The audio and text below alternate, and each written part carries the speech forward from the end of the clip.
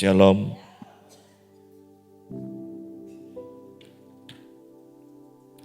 Mari kita buka Alkitab kita di dalam pasal yang keempat. Lukas pasal yang keempat, ayat 31 sampai 37.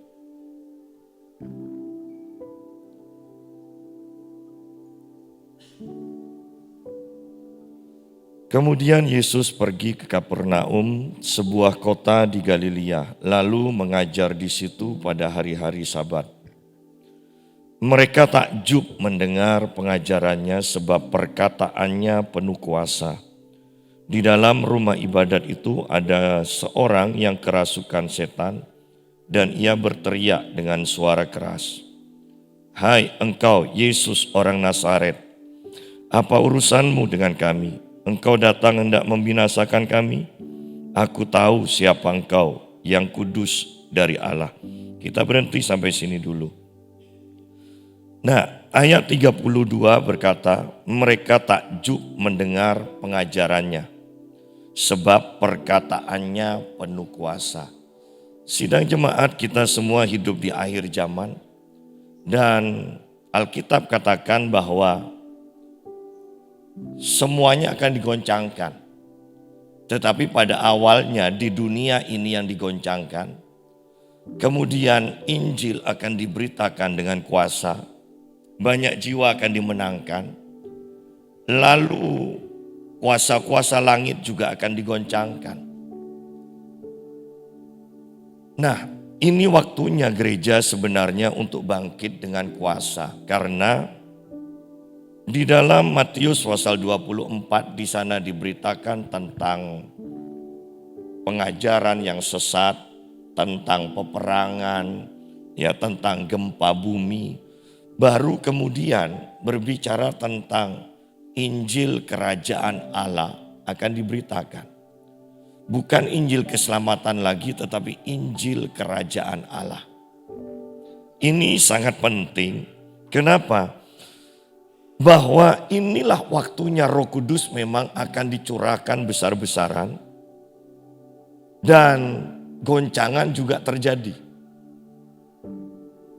Kita di sini mungkin fokusnya kepada masalah ekonomi, masalah penyakit, tetapi tahukah Anda bahwa sebenarnya Rusia dan Ukraina sekarang ini sedang siap untuk berperang. Dan kalau ini tidak selesai di perundingan, ini akan berdampak minimal ada 14 negara akan ikut berperang. NATO sekarang sedang menuju ke Rusia, ke Ukraina untuk melindungi. Dan dari 14 ini, ada 4 negara yang mempunyai senjata nuklir. Anda bisa bayangkan apa yang akan terjadi? Sedangkan gereja, apakah sudah siap untuk menghadapi ini semua? Ya. Ini diperkirakan minggu depan harus ada kepastian perundingan atau perang. Sehingga sidang jemaat, ayo bawa dalam doa. Karena ini tidak main-main. Ada 4 negara yang mempunyai senjata nuklir akan ikut di sana. Dan di sana Korea Utara juga ada. Ya, Korea Utara juga ada, Israel juga ada. 14 negara ini yang akan berperang. Jadi, mari kita sekarang membiarkan Roh Kudus untuk mempersiapkan kita untuk ikut ambil bagian di dalam kebangunan rohani yang saya selalu katakan kejar-kejaran dengan kehancuran dunia ini. Ya, itu yang akan terjadi. Nah, mari kita lihat 32. Mereka takjub mendengar pengajaran Yesus sebab perkataannya penuh kuasa. Tidak cukup dengan pengajaran yang bisa diterima oleh logika. Tetapi pengajaran itu harus penuh dengan kuasa. Ayat yang ke-18 coba perhatikan, Lukas pasal 4 ayat 18. Roh Tuhan ada padaku, oleh sebab Ia telah mengurapi aku untuk menyampaikan kabar baik kepada orang-orang miskin. Dan Ia telah mengutus aku untuk memberitakan pembebasan kepada orang-orang tawanan dan penglihatan bagi orang-orang buta, untuk membebaskan orang-orang yang tertindas, untuk memberitakan tahun rahmat Tuhan telah datang. Nah, pengurapan itu seperti ini. Pengurapan itu bukan hanya untuk menyanyi, pengurapan bukan hanya untuk berkhotbah, tetapi pengurapan itu jelas, hasilnya jelas. Di sini dikatakan bahwa akan memberitakan pembebasan, berarti ada orang-orang yang terikat, orang-orang tawanan yang akan dibebaskan. Yang disebut orang tawanan itu adalah seseorang yang ingin melakukan sesuatu tetapi tidak bisa melakukannya. Misalnya, ingin bebas dari perzinahan tetapi tidak bisa. Ya. Ingin berhenti merokok tetapi tidak bisa. Itu namanya tawanan. Ya. Ingin mempunyai pikiran yang bersih tetapi tidak bisa. Itu tawanan. Nah, pengurapan disediakan Tuhan untuk membebaskan orang-orang yang seperti ini. Pengurapan disediakan Tuhan untuk menyembuhkan yang sakit. Pengurapan disediakan Tuhan untuk mencelikkan mata yang buta. Sehingga kalau seperti ini, kembali kita bisa melihat, sungguh-sungguhkah gereja itu mengalami pengurapan atau hidup dalam pengurapan. Ini penting untuk koreksi diri kita masing-masing. Mereka takjub mendengar pengajarannya, pengajaran Yesus. Sebab perkataannya penuh kuasa. Di dalam 1 Korintus 4 ayat yang ke-20 dikatakan bahwa kerajaan Allah bukan terdiri dari perkataan, tetapi dari kuasa. Jelas. Harus ada kuasa.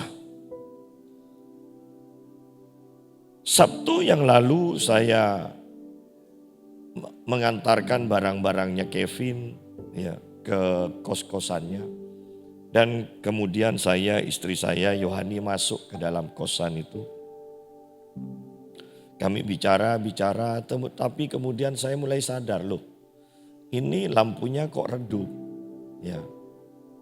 Kemudian saya bangkit dan saya olesi dengan minyak.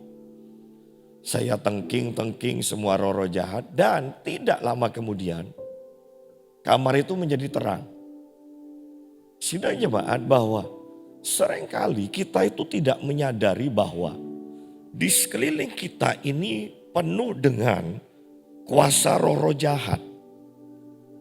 Tetapi juga apa gunanya sadar kalau kita tidak punya kuasa untuk menengking, untuk menyingkirkan roh-roh jahat itu. Nah, gereja ditantang di akhir zaman ini. Bahwa Yesus katakan bukan Injil keselamatan yang akan diberitakan ke seluruh dunia. Tetapi Injil kerajaan. Injil kuasa.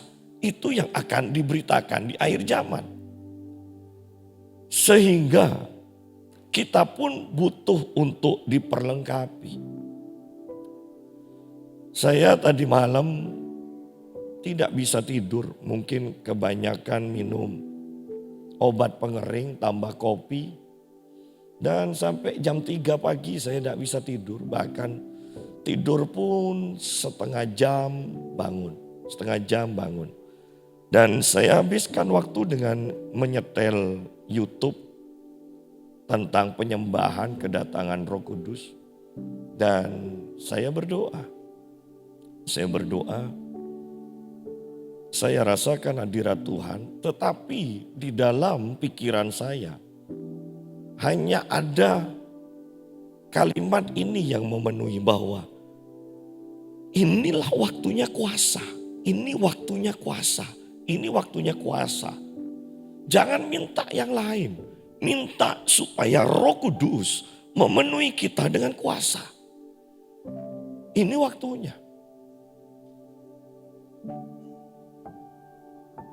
Bukankah kita beribadah tetapi ayo jujur. Masih adakah dalam setiap ibadah orang-orang yang takjub? Perhatikan di sini, mereka takjub.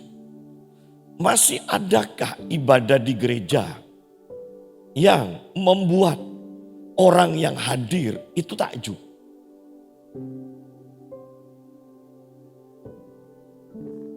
Kenapa bisa takjub? Karena mereka menikmati sesuatu yang begitu dahsyatnya sampai-sampai tidak ada kata yang bisa diungkapkan untuk mengungkapkan yang terjadi itu. Nah, ini yang Tuhan akan kerjakan di akhir zaman.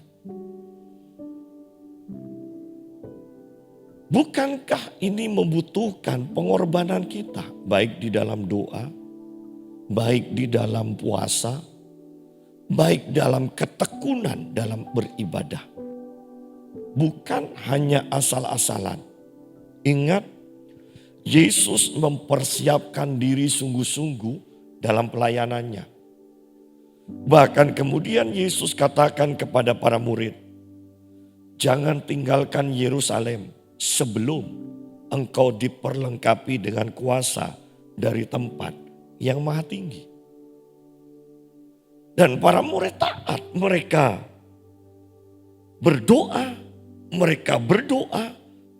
berdoa, sehari dilewatkan, 2 hari dilewatkan, pada hari ke-10 Roh Kudus dicurahkan, baru mereka melayani dengan kuasa.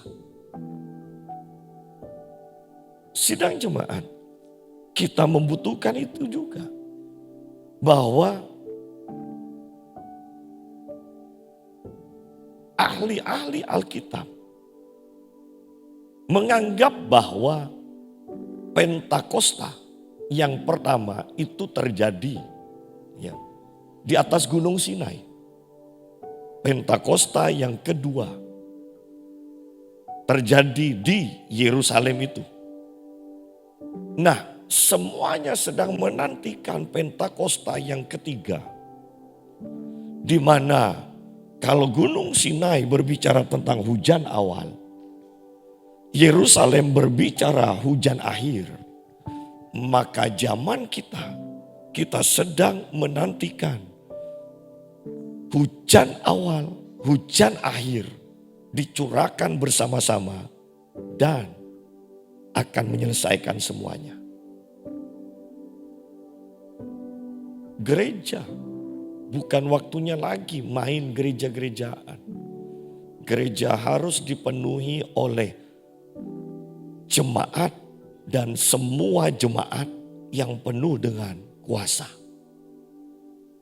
Saya takut, yang saya takutkan begini. Gereja tenang-tenang, beribadah tidak mengadakan gerakan. Sedangkan orang-orang yang dimenangkan, yang baru dimenangkan, yang kalau di Indonesia disebut murtadin, ini gereja, ada gerejanya sendiri. Anda tidak tahu bahwa kadang satu desa mereka semua bertobat. Dan ini gila-gilaan di dalam ikut Tuhan. Saya takut sungguh-sungguh gereja yang sudah mapan, yang terdahulu menjadi terkemudian. Yang akhir menjadi yang terdahulu akhirnya. Walaupun itu harus digenapi. Yang saya inginkan, janganlah itu digenapi di GBPS Pamekasan. Biarlah kita yang sudah menjadi terdahulu tetap menjadi yang terdahulu. Ya. Oleh karena itu, saya kembali menekankan Kalau malam Anda bangun dan Anda seger, ingat ini, itu tandanya Tuhan sedang memanggil Anda untuk berdoa.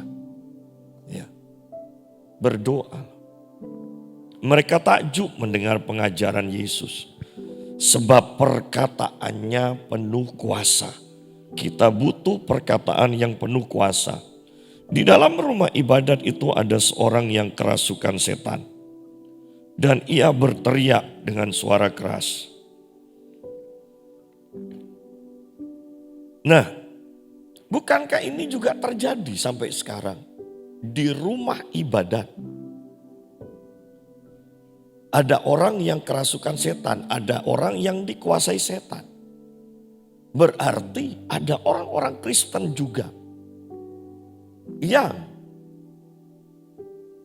dikuasai oleh roh jahat, dan ini tidak akan tampak sampai ada orang yang diurapi melayani di gereja tersebut.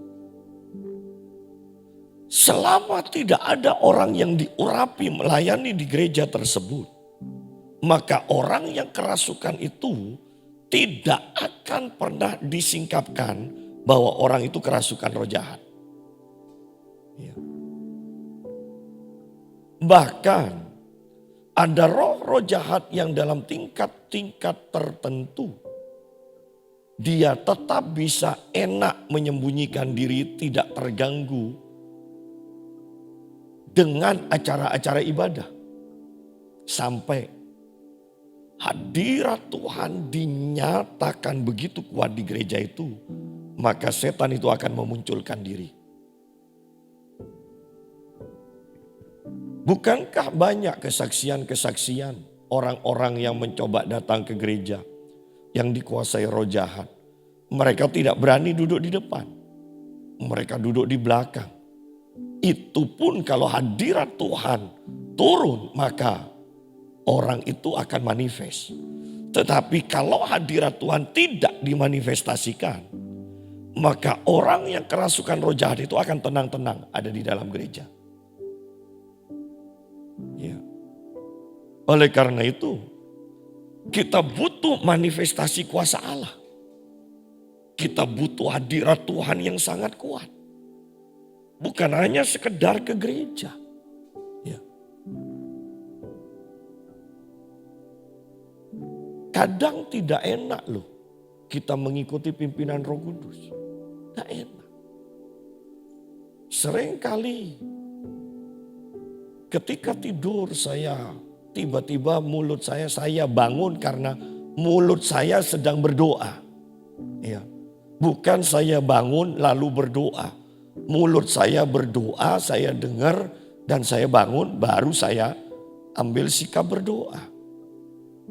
Kalau mau jujur ngikuti daging, tidak enak. Tidak enak. Karena otak kita ini sudah merekam. Ini waktunya tidur. Bukan waktunya doa. Tetapi apakah kita mau taat? Kalau kita mau taat, maka sebenarnya kita sedang mempersiapkan diri untuk ikut kegerakan Tuhan di akhir zaman ini. Ya.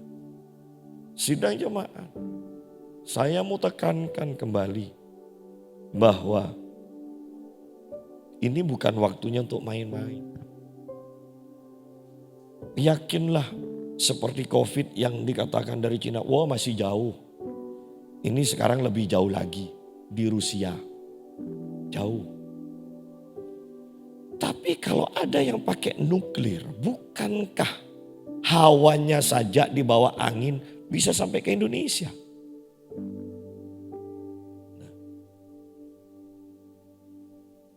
Banyak orang tidak tahu kan, semuanya tenang-tenang. Ya. Tetapi ini sebenarnya Rusia dan Ukraina siap. Itu kalau lihat filmnya, itu tank-tank NATO itu sedang menuju ke Ukraina untuk melindungi. Tetapi sekarang kan bukan perangnya, bukan siapa yang lebih banyak kan. Kalau dulu yang lebih banyak pasti menang. Sekarang yang lebih berani mencet aja yang berani menang. Sidang jemaat. Yang menyedihkan adalah, lihat di luar gereja sedang berkecamuk seperti ini.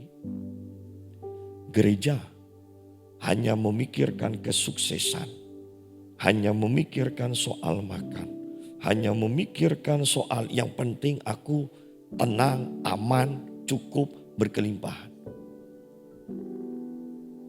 Dan tiba-tiba, bukankah Alkitab akan mengatakan, hati-hati kalau sudah ada orang mengatakan aman, aman.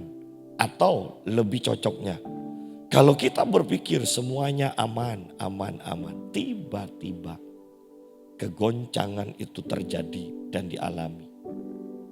Berbahaya ketika kita tidak siap. Di dalam rumah ibadat itu ada seorang yang kerasukan setan. Dan ia berteriak dengan suara keras. Nah pertanyaannya, sejak kapan orang ini kerasukan setan? Dan sudah berapa lama orang yang kerasukan setan ini beribadah di bait Allah itu? Padahal bayangan kita kalau di bait Allah tidak mungkin ada setan. Tetapi kalau lihat ini berarti setannya ikut ibadah. Iya kan? Kan setannya ini ada di dalam orang yang dirasuk ini. Selama Yesus belum muncul, berarti setannya ini ikut ibadah. Artinya bahwa bait Allah yang tidak memanifestasikan hadirat Tuhan, maka di sana pun sebenarnya roh jahat hadir. Roh jahat hadir. Jarang ada gereja yang tidak ada setannya. Ya. Anda pergi ke pusat aja, Anda akan menemukan banyak setan kalau Anda peka. Dan saya sudah melayani di banyak gereja dan kebanyakan, kalau boleh saya katakan mungkin 80% gereja itu ada setannya. Bukankah di sini juga dulu angker? Yang bagian senior tahu bahwa gereja ini dulunya angker. Istri saya ketika masih baru, baru praktek di sini, doa waktu gereja itu masih kecil. Doa, ternyata ada yang orang ngelempari seperti orang yang melempar. Ya. Artinya bahwa tanpa hadirat Tuhan, bahkan gedung yang disebut gereja pun, setan tidak takut kok. Setan tidak takut. Bahkan beberapa gereja di kota Pamekasan, saya katakan kepada istri saya, ini gereja ini angker.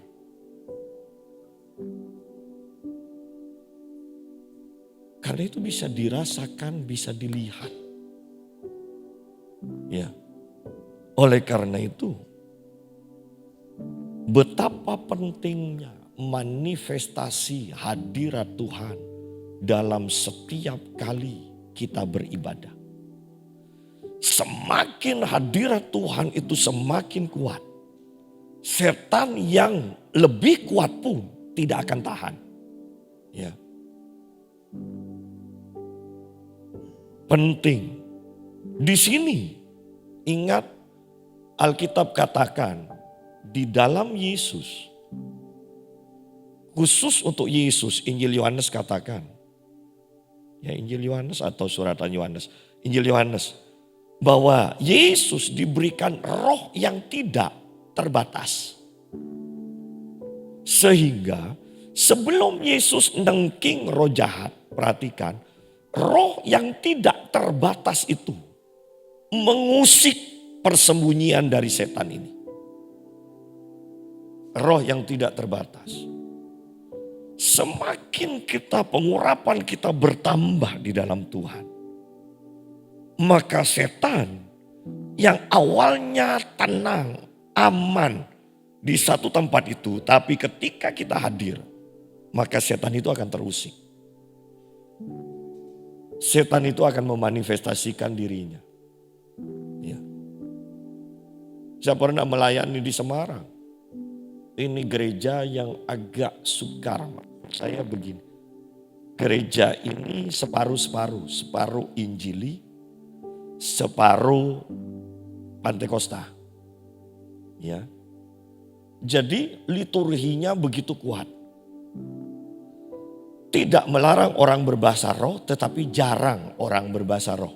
Ya, tidak melarang, karena ini separuh-separuh. Ya. Ketika saya melayani, saya ingat itu hadirat Tuhan begitu kuat. Saya menengking setan di bawah.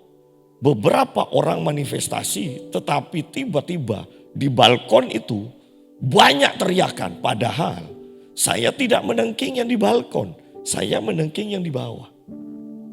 Tetapi inilah hadirat Tuhan yang dimanifestasikan.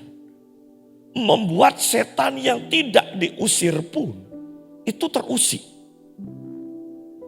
Bukankah di sini Yesus belum mengusir setan ini? Belum. Yesus hanya ngajar kok. Yesus belum mengusir. Anda boleh baca baik-baik. Yesus belum mengusir. Yesus belum melayani pelepasan di sini.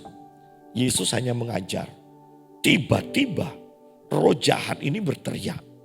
Memanifestasikan dirinya. Ketika saya membaca ini, saya rindu. Yang seperti ini loh sering terjadi. Tapi kan di sini kan sudah jarang kan. Saya katakan jarang, siapa tahu masih ada. Walaupun tidak ada lah. Yang masih terikat dengan roh jahat. Kan sudah jarang. Oleh karena itu saya kembali katakan. Kenapa saya senang melayani di luar?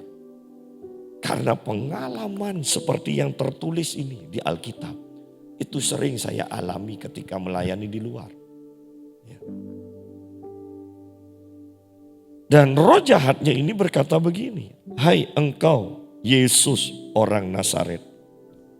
Apa urusanmu dengan kami? Satu kita lihat dari kalimat ini. Setan mengenal pribadi yang diurapi. Ya. Setan menyegani orang yang diurapi. Walaupun jabatan saya sebagai gembala, sebagai pengajar, kalau tidak diurapi, berpapasan aja setan kelihatannya tidak menghiraukan saya kok. Ya.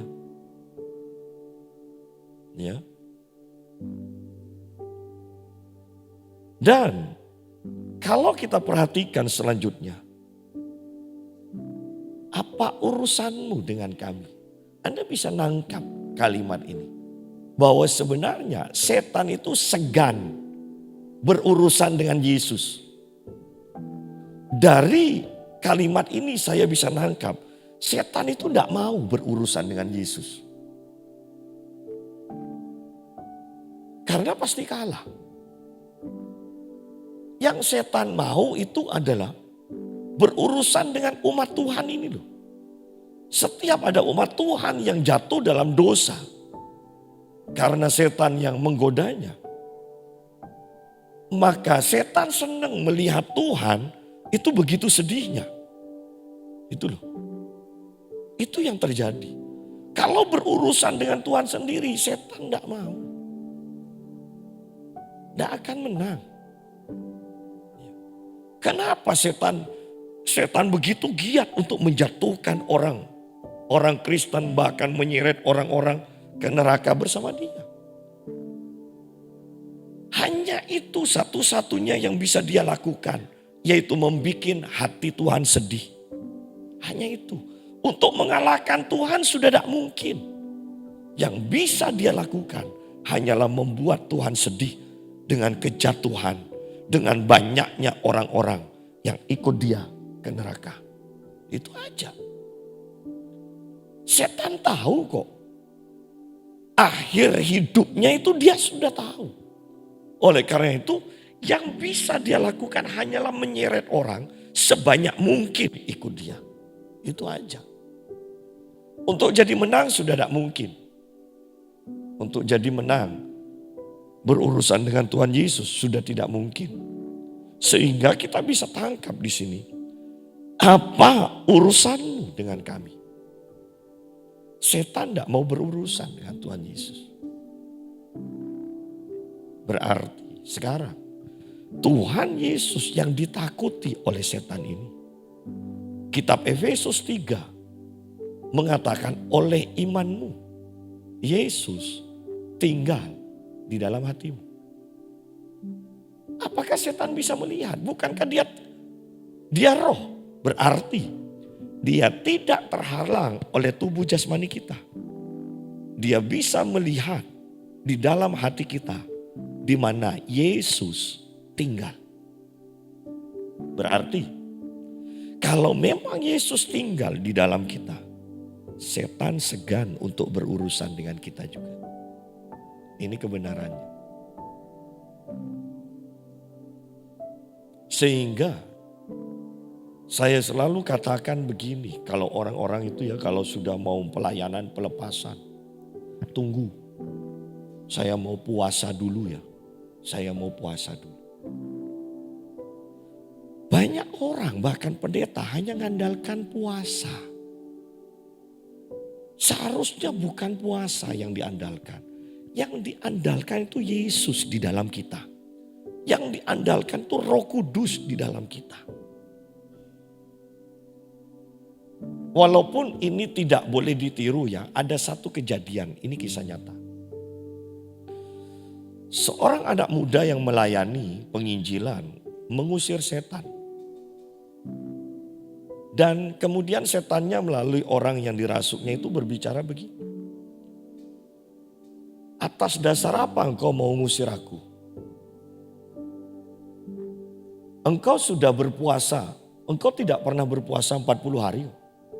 Engkau tidak punya kuasa untuk mengusir aku. Dan anak muda ini mengatakan begini. Saya memang belum berpuasa 40 hari. Tetapi Yesus yang tinggal di dalam saya sudah berpuasa 40 hari dikata. Dan setan itu pergi. Ya. Ini adalah kebenaran. Walaupun bukan pembenaran untuk tidak puasa. Ya. Tetapi iman dari anak muda ini. Bahwa imannya itu pada Yesus, bukan pada puasa. Ya, banyak orang itu teralihkan loh.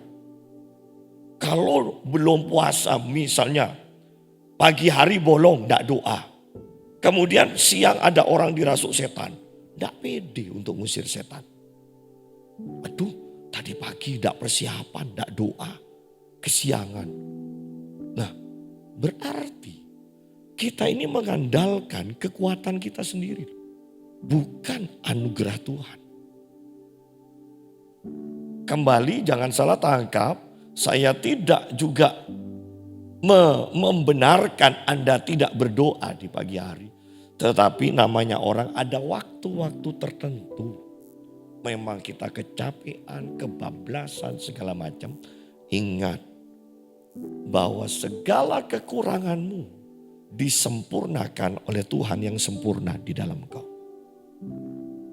Itu adalah kebenaran. Engkau datang hendak membinasakan kami. Lihat di sini. Setan tidak mengatakan begini. Berani-beraninya engkau datang kepada kami. Dah. Setan sudah tahu kok. Bahwa kalau berhadapan dengan Yesus. Dia akan binasa. Tetapi kan dia tahu juga waktunya belum. Sehingga dia merasa aneh. Kok Yesus ini datang? Pertanyaannya terlontar. Apakah engkau datang hendak membinasakan kami?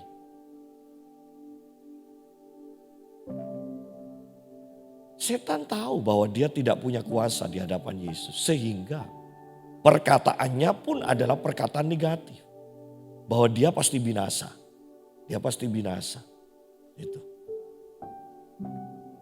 Lucu kan kalau ada orang Kristen yang masih takut pada setan?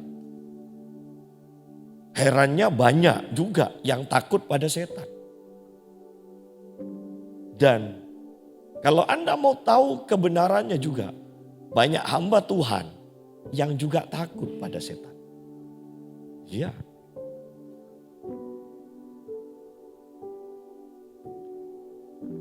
Aku tahu siapa engkau, yang kudus dari Allah. Nah, kita tidak boleh bermain-main dengan gaya hidup kita. Apakah kita kudus atau tidak, setan tahu. Ya. Ketika kita bahas kitab Laodikia, kita sudah lihat ketika kita tidak hidup dalam kekudusan, maka di alam roh kita telanjang. Kita tidak memakai pakaian putih itu. Dan setan tahu kita tidak kudus. Sehingga kita juga tidak punya kuasa untuk mengusir setan. Dan setan pun tahu bahwa dia mempunyai kuasa untuk menghancurkan kita. Ya. Setan tahu apakah Yesus itu kudus atau tidak. Dikatakan yang kudus dari Allah. Dan seperti setan tahu siapa Yesus, setan tahu juga siapa kita. Sehingga kembali saya tidak bosan-bosannya saya mau katakan, kita pun harus tahu siapa diri kita di dalam Kristus, siapa Kristus di dalam kita. Ketika dua hal ini mantap di dalam iman kita, maka setan tidak bisa mengalahkan kita. Siapa diri kita di dalam Kristus, siapa Kristus di dalam kita. Ya. Ayat 35. Tetapi Yesus menghardiknya, katanya, diam, keluarlah daripadanya. Saya kembali mengingatkan,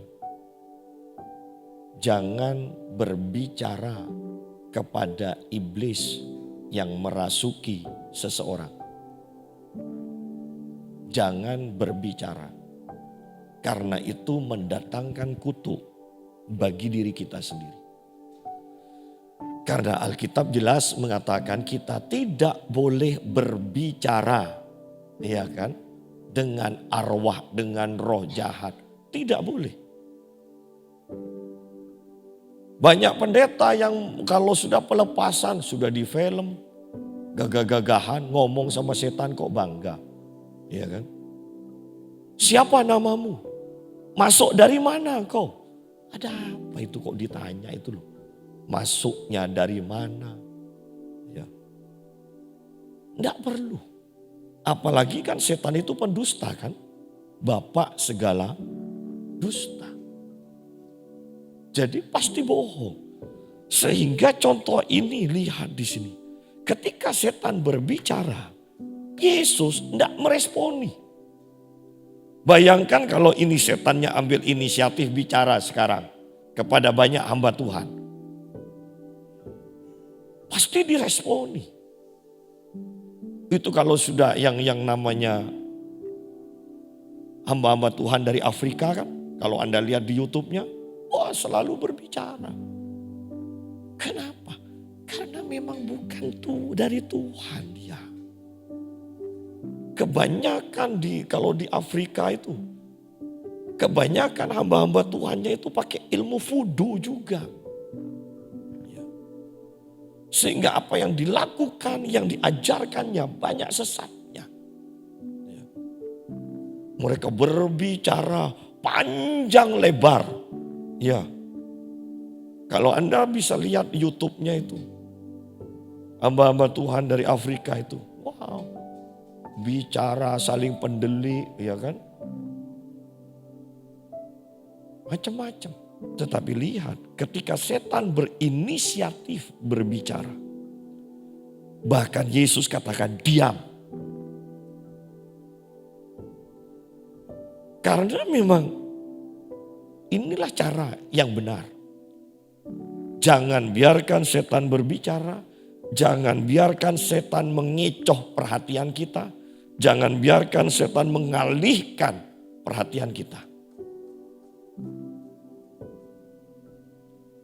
diam, keluarlah daripadanya. Itu aja. Usir, usir. Ya. Jadi sebenarnya sederhana, sederhana. Ya. Kita butuh kuasa. Hati-hati dengan mujizat-mujizat di akhir zaman juga. Saya melihat sekarang ada pendeta-pendeta yang ngusir setan pakai gayanya. Dulu kan ada film-film alam gaib yang nangkep setan, memasukkan botol ya kan. Kalau ngusir orang, ngeluarkan setannya terus gitu. Nah sekarang banyak pendeta yang seperti itu juga. Matanya dipijet-pijet kiri kanan, kemudian dibuang. Itu dibuang memang. Setan gayanya. Tapi saya mau katakan. Kan Tuhan hanya menyuruh tumpangkan tangan kan. Sesederhana itu. Walaupun ada kesembuhan. Tetapi Anda lihat gayanya plek. Seperti dulu di SCTV kalau tidak salah, kalau ada RCTI. Ya. Ya kan? Hati-hati, Tuhan tidak nyuruh seperti itu. Tuhan nyuruh tumpang tangan. Tuhan nyuruh tengking, itu aja. Diam, keluarlah daripadanya. Dan setan itu pun menghempaskan orang itu ke tengah-tengah orang banyak. Saya tekankan kembali, jangan lekas takut, jangan lekas kaget ketika melayani pelepasan. Ini kalau sampai orang Yesus atau kita lah di sana, jangan Yesus. Ketika setan itu menghempaskan orang itu ke tengah-tengah orang banyak. Ketika orang yang kita layani kemudian terhempas. Kalau kita sampai takut, aduh apalagi kok keluar darah, jangan-jangan mati, nanti saya bagaimana? Maka kita sudah tidak akan bisa ngusir setan itu lagi. Tetap tenang, tetap tenang. Ya.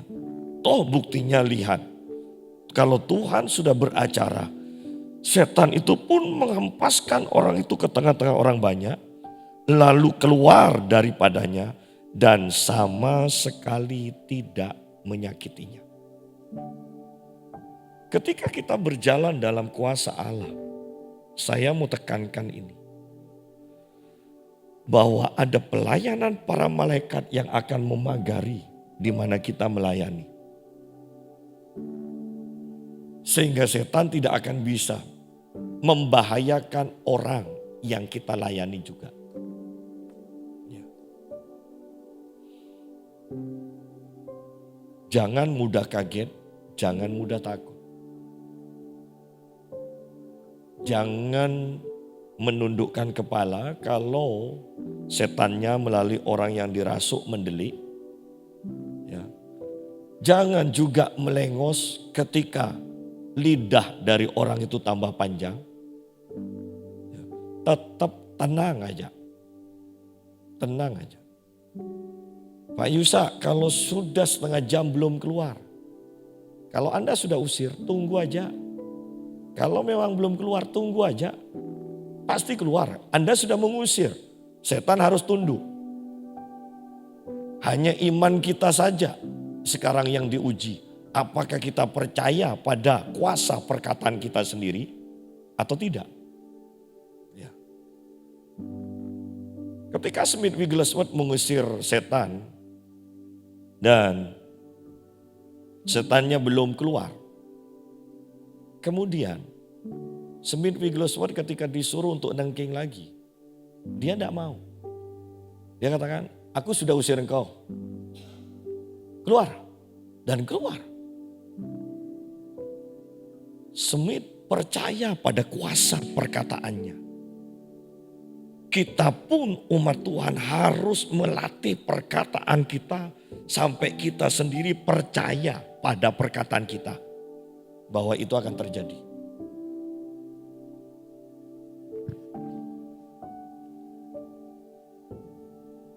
Ayat 36. Dan semua orang takjub.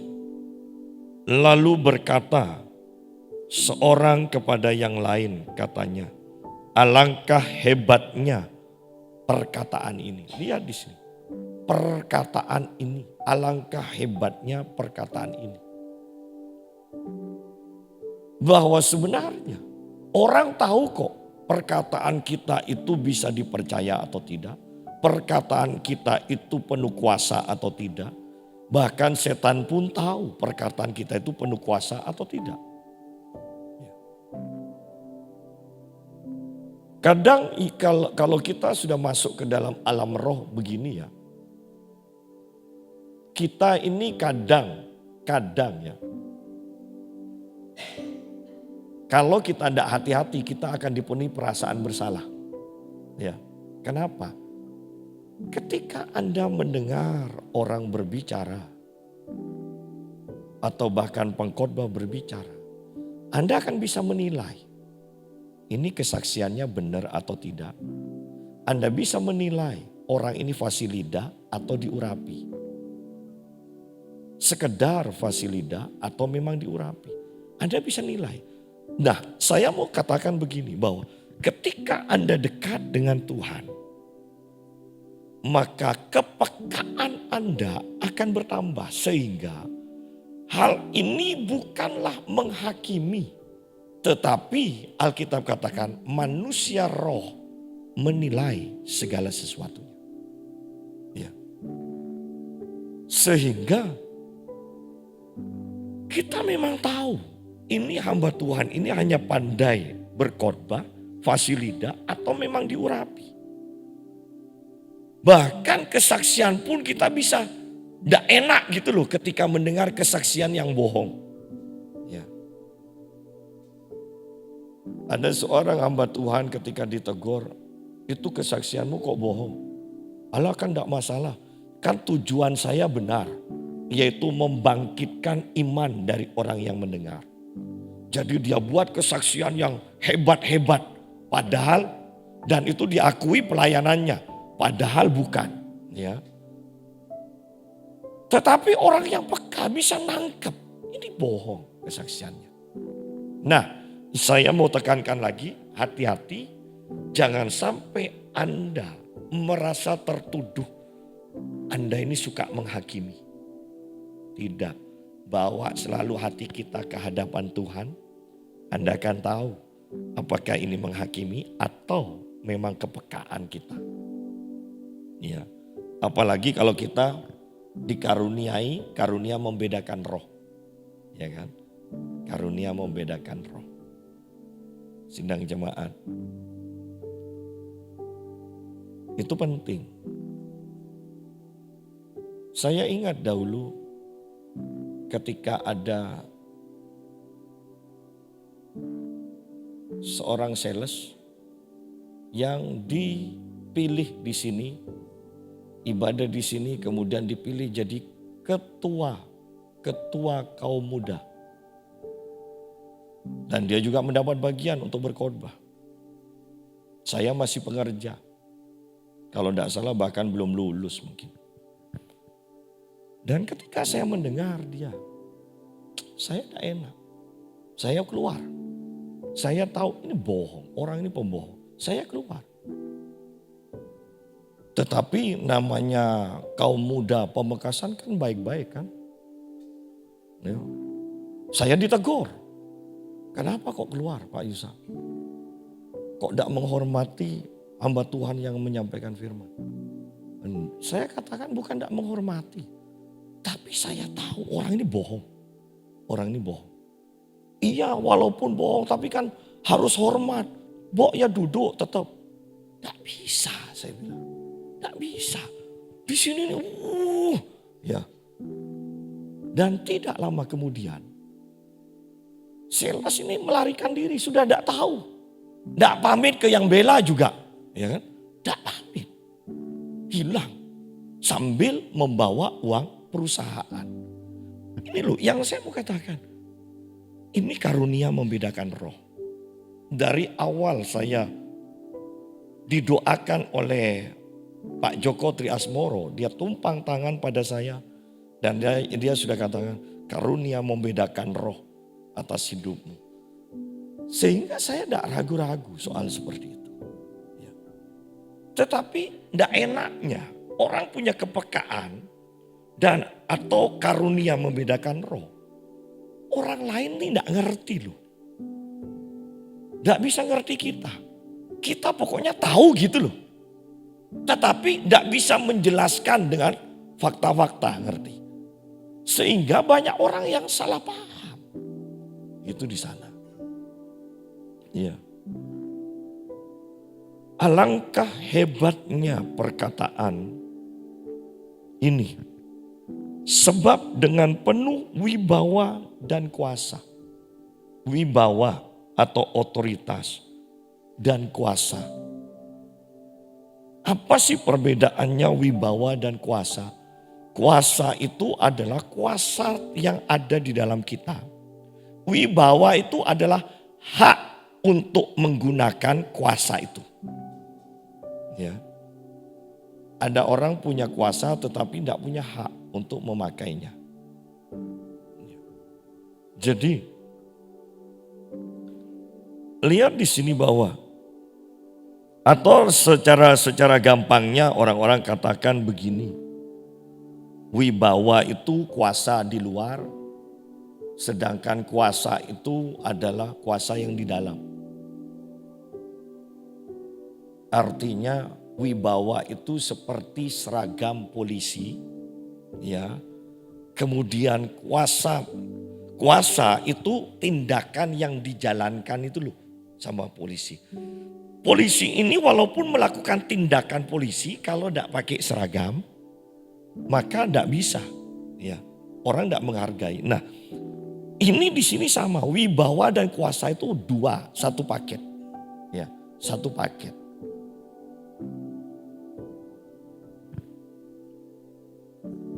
Seperti para murid ketika diberi kuasa itu sebetulnya wibawa. Sebelum Pentakosta itu wibawa yang diberikan. Artinya begini, para murid itu tidak punya kuasa di dalam dirinya sendiri. Para murid itu menjalankan kuasa itu atas nama Yesus. Ya. Jadi pakai pribadi Yesus itu loh yang dipakai luarnya. Itu wibawa. Di luar ditutupi oleh kuasa Yesus, bukan kuasa. Kalau setelah Pentakosta kan Roh Kudus yang ada di dalam dirinya. Itu yang bekerja. Ya. Nah, ketika berarti para rasul hanya berjalan di dalam kuasa. Oh tidak. Dia juga berbicara dengan otoritas atau wibawa. Taunya dari mana? Dalam nama Tuhan Yesus itu wibawa. Orang pakai dalam nama Yesus. Kalau tidak ada kuasa di dalamnya, dunamis di dalamnya, tidak jalan juga. Ya. Alangkah hebatnya perkataan ini sebab dengan penuh wibawa dan kuasa ia memberi perintah kepada roh-roh jahat dan mereka pun keluar. Anda akan semakin kuat iman Anda ketika Anda pernah mengusir setan dan setan itu pasti keluar. Setan itu pasti keluar. Ketika Anda mengusir setan kedua kalinya, iman Anda akan bertambah dan terus seperti itu. Ya. Sehingga pada waktunya nanti bukan hanya satu orang dilayani dalam satu kali, tetapi mungkin dalam satu kali hardian ada beberapa orang yang akan manifestasi. Ya. Itu artinya iman Anda terus bertambah. Dan ini yang kita harus lakukan. Pelayanan dari Carlos Anacondia itu istimewa. Bukunya Mengusir Setan itu sangat bagus. Jadi kalau dia KKR, dari panggung, dari mimbar, dia akan tengking-tengking setan-setan dan orang itu bisa manifestasi-manifestasi. Semuanya sudah dipersiapkan anak buahnya, jadi sudah tahu. Yang manifestasi langsung dibawa ke ruangan khusus. Ya. Tetapi Carlos Anacondia hanya menyebut setan dan mengusir setan dari mimbar. Orang-orang sudah manifestasi semua. Itu pelayanannya. Dan ini diakui sebagai hamba Tuhan yang memang pelayanannya dengan mengusir setan dari mimbar. Mujizat, kesembuhan, pelepasan terjadi. Ya. Bukunya itu seru. Bukunya seru. Bahkan ketika ada arak-arakan, ya ada arak-arakan itu di jalan kan, kalau di Brasil itu kan sering arak-arakan itu. Dia bisa tangking dari satu ruangan arak-arakan itu banyak yang manifestasi. Nah, bukankah ini juga atau bahkan lebih dahsyat yang akan terjadi menurut rencana Allah yang sudah diagendakan Tuhan? Seperti ini loh yang akan terjadi. Kita itu kekurangan kuasa. Kenapa? Karena kita keenaan. Kita sudah tidak pernah menemukan lagi. Seperti Smith Wigglesworth, orang yang tidak punya telapak kaki. Disuruh besok beli sepatu. Nomormu berapa? Satunya kan ada telapak kakinya. Jadinya orang ini berangkat beli sepatu, ketika dimasukkan yang tidak ada telapak kakinya. Di dalam sepatu itu telapak kakinya muncul. Ya. Bagaimana dengan A.A. Allen kalau tidak salah. Yang di hadapan orang banyak. Seorang wanita dengan berat 120 kilo lebih. Itu tiba-tiba menjadi berat hanya 90 kilo. Dan kalau itu terjadi dulu, Anda bisa bayangkan hujan awal, hujan akhir dijadikan satu. Tuhan yang berkarya, tetapi kita mempersiapkan diri sebagai bejananya untuk dipakai. Itu aja. Bukan kita yang hebat, tetap Tuhan yang hebat. Hanya kita menyediakan diri. Dan mereka pun keluar, dikatakan. Dan tersebarlah berita tentang dia kemana-mana di daerah itu. Banyak orang anti sama mujizat. Tetapi saya mau katakan begini. Pengkhotbah, sebagus apapun pengajarannya, tersebar beritanya itu hanya antar kalangan gereja aja. Tetapi kalau mujizat terjadi, beritanya tersebar bukan hanya kalangan gereja, tetapi di luar gereja pun akan tahu. Itu perbedaannya. Kalau pengajaran itu hanya di gereja aja atau antar gereja yang tahu. Tetapi mujizat tidak bisa ditutupi. Oleh karena itu mari persiapkan diri kita. Di akhir zaman, Injil kerajaan yang akan diberitakan. Saya tekankan kembali. Banyak hal sedang terjadi. Membuktikan bahwa ini adalah akhir zaman. Satu gempa bumi. Satu tsunami. Ada perang. Anda tahu sekarang ada chip yang diciptakan. Dan chip itu kalau ditaruh sudah dicoba di monyet. Dan monyetnya bisa main keyboard juga. Persis seperti manusia. Jadi ini yang sedang terjadi. Anda tidak bisa bayangkan ke depannya kan. Kalau kita hanya puasnya, walah pokoknya tabungan banyak. Dengan apa yang akan terjadi ke depannya. Banyak hal yang saya mau katakan begini. Di luar kuasa kita akan terjadi. Oleh karena itu kejar-kejaran, ayo jadilah saksi. Sehingga kita diangkat oleh Tuhan, baru antikris akan berkuasa. Tuhan memberkati.